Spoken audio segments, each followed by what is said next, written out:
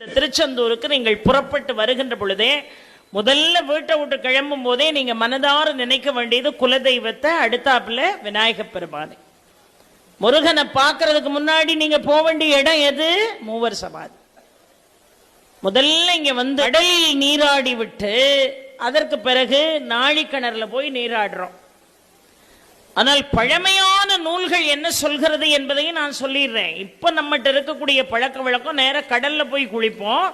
கடல்ல குளிச்சுட்டு நாழிக்கிணறுல குளிச்சுட்டு சுவாமியை பார்க்க வருவோம். காலத்தில் நம்முடைய மூதாதையர்கள் எல்லாம் என்ன செஞ்சிருக்காங்கன்னா, முதல்ல நாழிக்கிணத்துல குளிச்சுட்டு அதுக்கப்புறம் தான் கடல்ல நீராடுவாங்க. சூரனை வதம் செய்த பிறகு தேவாதி தேவர்களுடைய தாகங்களை நீக்குவதற்காக தன் கையில் இருக்கக்கூடிய வேலை கொண்டு தோண்டியதுதான் இந்த கந்த புஷ்கரணி. அதுல தண்ணி தேங்காய் தண்ணி மாதிரி இருக்கும். நீங்கள் முதலாவது பார்க்க வேண்டியது மூவர் சமாதி.